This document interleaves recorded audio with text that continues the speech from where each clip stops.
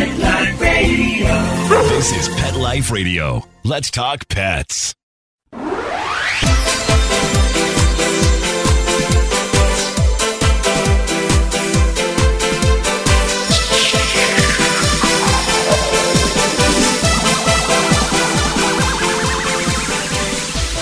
Hello, you're listening to Animal Party on Pet Life Radio, and me, Deb Wolf, the host. If you're looking for YouTube, go to Deb Wolf Pet Expert on YouTube, and you can see all kinds of videos, golden doodles and standard poodles and guests who come here, every kind of dog you can imagine, doing all kinds of tricks and demonstrating training and other stuff too. So today I've got Professor Dr. Stanley Coren back on the show because he's just so good to have as a guest. Keep us all on our toes. Welcome to the show, Dr. Coren. Glad to be here, Deb. So I was reading in the news something quite sad about snow leopards at the Nebraska Zoo. And they got the COVID and they died.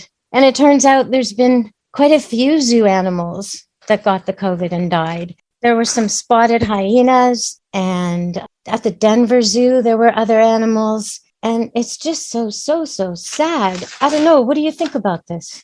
Well, it is sad. And snow leopards, actually, I have a fondness for them. I had a friend who was a classmate from 100 years ago, and he got a degree in veterinary science, and he became the chief veterinarian for the San Diego Zoo. And I was in California. The American Psychological Association meetings were being held in Los Angeles that year. And he dropped me a note saying, why don't you swing by, because you're going to be close, swing by to San Diego, and you can say hello to the snow leopard kits. They had just had a litter of snow leopards. So what a treat. I went down expecting to find, a bunch of kitten-sized things. And they were kittens, all right, but they were the size of my toller. Yeah, they grow fast. So he's talking about a Nova Scotia duck toller. So a medium-sized, maybe a border collie type sized dog, pretty large already with claws. 45 pounds, yeah. Yeah, right. Anyway, but they're beautiful, with their tufted ears and their white and spotted fur. But the thing is, the coronavirus, this COVID, does not affect dogs, but it does affect cats. And the reason we found it out was actually a tiger in a zoo died. And when they did the autopsy, they found out that it had been infected by the coronavirus. I think there were also a couple of cats in a cat cafe. Maybe it was Korea, someplace in Asia that contracted it from the multiple visitors. Well, the thing is that they are susceptible to this coronavirus. It's got a name, SARS something or another, but I'm not a veterinarian. But it is very sad. And we usually think of zoonotic diseases as being one in which a human being catches the disease from the animal. So, a rabid dog bites you or something like that, and you get rabies. But we very seldom think about the fact that animals can, in fact, catch some of our diseases. And in fact, you might remember, because it's still sort of dribbling on in the news, but you might remember that back about 4 or 5 months ago, the city of Chicago had an outbreak of influenza, of canine influenza. And it turns out that was a variant of our everyday influenza, which had mutated and was infecting the canine population. Whereas this coronavirus, as I said, dogs seem to be quite lucky that they don't catch it, but it does hit cats. By the way, every now and then you see a report in the news which says, a dog has tested positive for coronavirus. And that's due to the fact that they're not doing the serum testing. They're doing the swab testing. So, they take a nasal or an oral swab, and dogs sort of, lick the surfaces of everything. And if somebody in the house happens to be positive, they pick it up. And so they're carrying it in essentially, the virus on their tongue for several hours or even days if there's somebody infected. But they're not catching it. And it's really, to the best of our knowledge, not transmissible from the dog to us. It is interesting, though, because when I heard the report of the snow leopards, as cute and fluffy and wonderful as they are, I was more sad about the hyena because, like you, once you've touched something, work with something. I worked with a baby hyena. So it just brings you so close to it. And it makes you remember that animals, I don't know, just feeding it and cleaning it and its affection back. And the hyena I worked with was an abandoned orphan, and it got reintroduced at the nature park once it was ready, but it had to be able to eat solid food and be more grown to be reintroduced to its pack. And so the vet had brought it home one day, and then I was supposed to keep it alive for a while. And there's a bit of a language barrier and not a lot of information, but the thing got returned. It was good. It was good. Right away, though, all the dogs on the kibbutz were reactive to this animal. They did not treat it like a dog. They treated it like it needed to be chased off. It was in danger at all times from anybody's dog. So I thought that was very interesting. Well, that's because hyenas are, in some respects, closer to cats than they are to dogs. Ah. But, it goes to this whole idea that somehow or another something helpless requires our intervention. I mean, I'm dealing with that right now. I have an old Cavalier King Charles Spaniel who is, he's 12 already, and typically it's a breed which topples over at age 10. Yeah. And every time he has a bad day, he has a heart which is, gradually starting to fail. Every time he has a bad day, I just sort of freak out. He's old, but I still treat him like a baby, like a puppy. So, and that's quite typical. You might remember the whole Free Willy movement involving killer whales, which people developed a strong affection for. I think it's the wrong animal to form affection for because they'd be just as happy eating you. But yes, we're a small snack. One time I was on BC Ferries. I was working there, and the captain got on the speaker and told everyone, "Oh, everybody, ladies and gentlemen, it's a beautiful colony of seals to our left. Everybody, look, go to the windows." Everybody went to the windows. Everybody starts looking at the seals. One seal breaks away from the others, is going at such a speed, and it seemed to be squealing. And it races toward this rock, and it climbs up this rock so fast. And as all the children and all the passengers and tourists are watching, a giant orca mouth comes out of the water, swallows the seal, goes back down under, and all the children start crying. Mm-hmm. I was in a lifeguard position, and I was supposed to give first aid and comfort. And all of a sudden, I had masses of children all around me, bawling their eyes out at the first aid station. It was just a nightmare, but it was very real indeed. So, yeah, killer whales.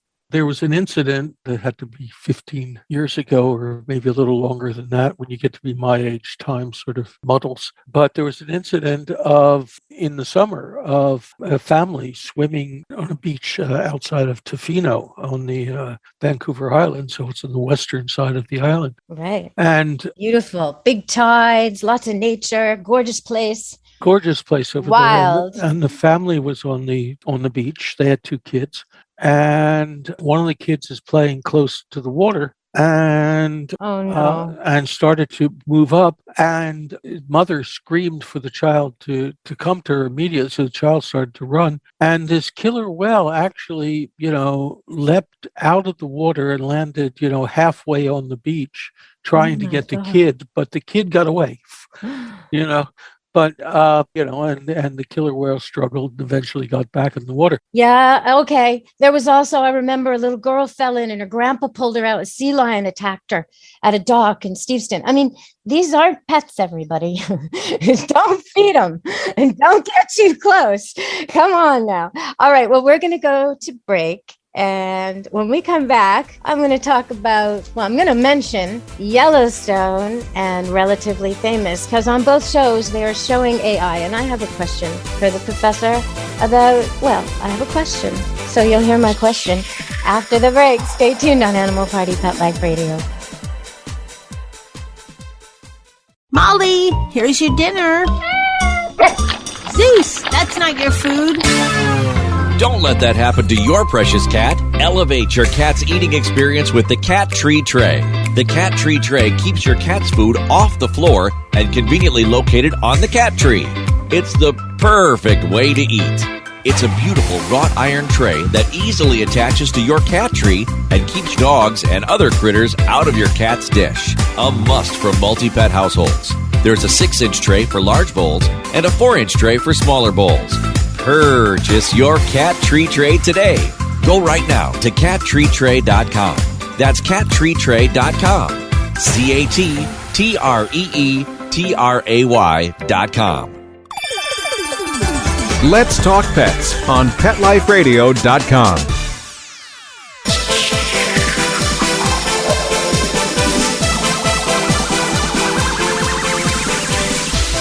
Hello, you're listening to Animal Party, Pet Life Radio. And it seems that on TV lately and Netflix on these shows, Yellowstone and Relatively Famous, the most disgusting thing they can think of, or the most disgusting duty they can assign a lower level employee is to artificially inseminate some animal. In Yellowstone, it's cows, and I don't know what it is in Relatively Famous. I think maybe goats. But recently, it's come to my attention that a lot of dog breeders are starting to do AI and also having failures. So I got this email from someone who was very upset over this because they paid a lot of money and they got the stuff and they did it. And the dog thought she was pregnant the whole time. She got milk, everything, past her due date. They take her in and the vet says, there's no puppies in there. She's not pregnant. This is a false pregnancy. Okay, so do humans have false pregnancies? What makes a dog have a false pregnancy? And why? It seems AI produces this far more than, having the two together in a backyard or in a controlled environment and mating them. Well, false pregnancies are not all that uncommon in dogs, whether or not they have had AI. And there are some symptoms that you will see. I mean, yes, the female will seem to be lactating, and you will also find that they'll start nest building. I mean, they'll gather together all their toys together in as though they're going to nurse them and that kind of a thing. And the symptoms for that sort of thing can last for, 4-6 weeks at a time. And we're not exactly sure what triggers it. But it does appear to be the case that it's more common in females which have already had a litter. I noticed it a lot on the kibbutz where I was working with the nature reserve beside where I had my job. The dogs there were competitive. So they would actually steal each other's puppies. A retired or a female who was no longer having puppies would try to steal puppies from another one and nurse it. She'd have milk. And she'd have a whole area range. She'd be right on it. I think it was politics, though, because if you raise a puppy, it will be loyal to you, defend you, feed you, care for you. And they were living a very wild pack style life. I don't know, though. I also had a cat once. I was doing foster care for TNR cats and ended up with a bunch of kittens. And she lactated for them. But she never did the false pregnancy thing. She just had milk, a spay cat. How is that even doable? Well, an evolutionary biologist that I know feels that kind of thing is part of the adaptation to pack living. You can think of it as when you're living in a pack, if the parents are not in the denning area, then the other animals in the pack will tend to nurture the puppies. And this seems like, his guess was that this was an extreme example of that, where you nurture the pack members, just in case the parents are not going to make it or are absent or whatever else. But it's basically a speculation. We just don't have the data on this sort of thing. Scientists love to set up situations where they induce a condition and study the effects once it's been induced. Well, how do you induce this particular thing? We don't know. Yeah, that's tricky. Okay, well, packs do different things. We're going to go to break and come back, and I'm going to ask you, why is it that I can have each and every dog as an individual trained to behave and not chase cats and behave? But when they're a group, even when I'm right there, all bets are off. Okay, stay tuned. We'll be back on Animal Party Pet Life Radio. Take a bite out of your competition. Advertise your business with an ad in Pet Life Radio podcasts and radio shows. There is no other pet-related media that is as large and reaches more pet parents and pet lovers than Pet Life Radio. With over 7 million monthly listeners, Pet Life Radio podcasts are available on all major podcast platforms. And our live radio stream goes out to over 250 million subscribers on iHeartRadio, Odyssey, TuneIn, Stitcher, and other streaming apps. For more information on how you can advertise on the #1 pet podcast and radio network, visit PetLifeRadio.com/advertise today. Let's talk pets Let's talk pets on Pet Life Radio. Pet Life Radio. PetLifeRadio.com.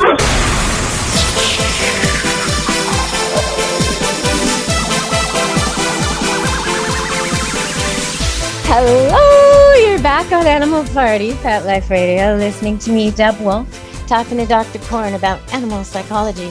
So how come I can have 1 dog, 2 dogs just fine in the room with cats, and even ones that actually love them and clean them and sleep with them? But then if you get enough dogs and someone gets a naughty idea, like let's chase the cat, how come everybody goes for it? Even the best behaved, they're all in on it. What's going on there? Total mutiny. Now, come on, you've had a child, and 2. yes, and you know that they can be the best behaved individuals in the world, and they get out with a group of their friends, and one of them starts to act fringy, and all of a sudden, all of the kids act fringy. The wiring on social living animals is that when one of them exerts leadership and starts to do something, then the instinct is to join in. And it's that simple. You know, you've got, a troublemaker who decides that, in fact, this would be fun to chase the cat, or this would be fun to go, vandalize a house. See, sometimes all it takes is me saying, "Excuse me, I'm right here." And they all stop. "She's right here. We forgot she was here. Oh my God, she's here." And it's like, but I was here the whole time, but you're just so involved in your group activity there. That's right. And somebody has claimed leadership, and that's enough. Oh, and then I claim it back when I say I'm right here. Exactly. You got it. Oh, we blew it. The queen's here. Okay, I understand now. It's because it's even the one who loves them will like reluctantly participate, And I look at him like, "Shame on you. That's your friend." He's like, "Yeah, but it was really fun." Yeah. And okay, so the other thing is when I do that, I'm right here, or hey, guys, be nice to the cat or whatever. Usually many of them, not just one, will immediately start sneezing. Okay, now that can't be coincidence, right? Like they're just shoo. And it's like, are you just trying to be cute and divert me? Or are you mood changing like you do when I go in the car? Sometimes they sneeze when they go they didn't think they were going. And I say, "Oh, okay, you can go." And they're like, "Oh, sneeze.